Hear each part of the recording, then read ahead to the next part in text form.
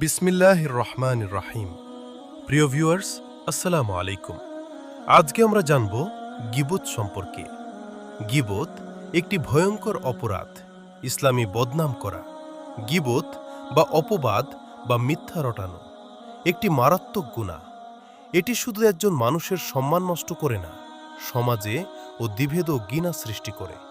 তাই কুরআন হাদিসে এই অপরাধের জন্য কঠোর সতর্কতা ও শাস্তির কথা বলা হয়েছে। প্রথমত, গীবত সম্পর্কে আল্লাহ তাআলা পবিত্র কুরআনে বলেন, তোমরা কেউ কারো গীবত করো না। তোমাদের কেউ কি তার মৃত ভাইয়ের গোশতে খেতে পছন্দ করবে? সূরা আল হুজুরাত ৪৯:১২। এই আয়াতে গীবতকে মৃত ভাইয়ের গোশত খাওয়ার সাথে তুলনা করা হয়েছে, যা অত্যন্ত জঘন্য, ঘৃণা কাজের প্রতীক। অর্থাৎ কারো অনুপস্থিতিতে তার দোষ আলোচনা করা ইসলামে কঠোরভাবে নিষিদ্ধ। দ্বিতীয়, যদি কেউ মিথ্যা অপবাদ দেয়, বহুতান, তাহলে তার গুনাহ আরও ভয়াবহ। কোরআনে বলা হয়েছে, যারা মুমিন পুরুষও নারীদের উপর মিথ্যা অপবাদ আবর করে, তারা বড়ই মিথ্যাও প্রকাশ্য পাপ বহন করে।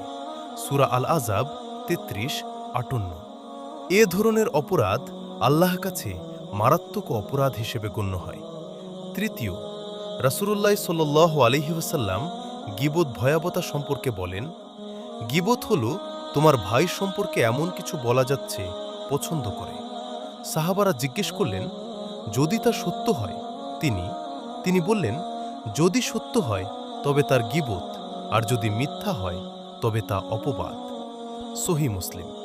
অর্থাৎ সত্য হলেও পেছনে বলা গীবত, আর মিথ্যা হলে আরও বড় অপরাধ চতুর্থ আখিরাতে। এর কঠিন শাস্তি হয়েছে। আদেশে এসেছে, মিরাজের রাতে নবী সাল্লাল্লাহু আলাইহি ওয়াসাল্লাম এমন কিছু মানুষ দেখেছেন, যারা নিজেদের নখ দিয়ে নিজেদের মুখ ও বুক আশরাচ্ছেন। তিনি জানতে চাইলে বলা হয়, এরা সেই লোক যারা মানুষের গীবত করত এবং তাদের সম্মান নষ্ট করত। আবু দাউদ। এছাড়া বদনামকারী ব্যক্তিকে কেয়ামতের দিন অপানিত হতে হবে। সে যতই ইবাদত করুক না কেন, তার নেক আমল বিজ্ঞ ভোগীদের মাঝে বন্টন করে দেয়া হবে। এতে সে নিঃস্ব হয়ে পড়বে। তবে ইসলামে তওবার সুযোগ সবসময় খোলা। কেউ যদি সত্যিকারভাবে অনুতপ্ত হয়, গীবত বা অপবাদের জন্য আল্লাহর কাছে ক্ষমা চায় এবং যার ক্ষতি করেছে তার কাছে ক্ষমা চেয়ে নেয়, তাহলে আল্লাহ তাকে ক্ষমা করতে পারেন। সুতরাং শিক্ষা হল, বদনাম করা শুধু একটি পাপ নয়, এটি মানুষের অধিকার নষ্ট করার বড় অপরাধ। তাই আমাদের উচিত জিহ্বাকে সংযত রাখা এবং অন্যের সম্মান রক্ষা করা।